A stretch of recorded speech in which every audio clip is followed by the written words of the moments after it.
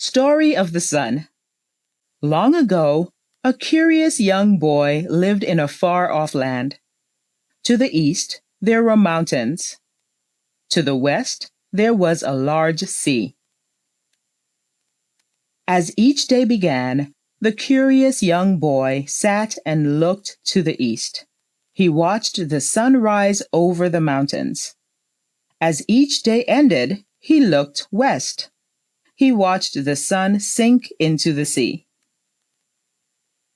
The curious boy's name was Sol. Sol was named after the sun.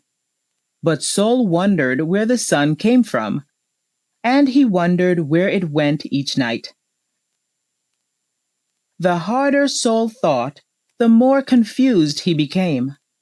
He wondered how many suns there really are. Would there ever be a time when a new sun would not rise from the east? Sol was smart. He knew that the sun brought light. He knew that without the sun, everything would be dark. He also knew that the sun brought warmth. He loved to feel the warm sun on his brown skin. Sol worried about a day when a new sun might not rise.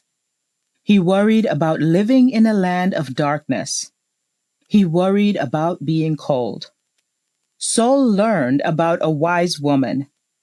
He was told she knew the answers to everything. So he decided to visit her. The wise woman lived in a village. The village was near the mountains. It was near where the sun rose each morning. One morning, Sol awoke early. He got eggs from his chickens and shared them with neighbors. It was his daily chore. Then he went to the village. The wise woman greeted Sol warmly. She took him into her hut, and she began to answer his questions about the sun. First, she explained where the sun came from. "Do you see that large mountain? The one that is towering above all other mountains?" she asked, pointing east. Sol replied, "Yes, I do. In fact, I see the sun rise over that mountain each morning." "Well," said the wise woman, "that is where new suns come from. Each night, after the sun sinks into the sea, the mountain feels cold and alone.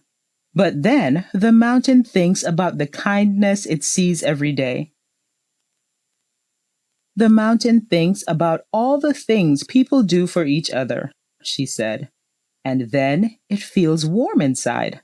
All that warmth builds up." The wise woman kept telling her story. By morning, the warmth is too much. The mountain spits out a giant ball of fire. The ball is spit out with great force. It shoots up high into the sky. The fireball lights the land below as it travels across the sky. It also heats the land. When the ball of fire reaches its highest point, it begins to drop, she continued. In a few hours, it crashes into the sea. The cool waters of the sea put out the ball of fire. It is very important that the villagers keep caring for each other and showing kindness, she said. As long as we warm the mountain with kindness, it will make a new sun each morning. But if ever we fail to do so, there will be no new sun. Then the land will become dark and cold. From that day on, Sol worried no more. He played happily in the trees. He knew there would always be light and heat as long as the villagers took care of one another. And he knew they always would.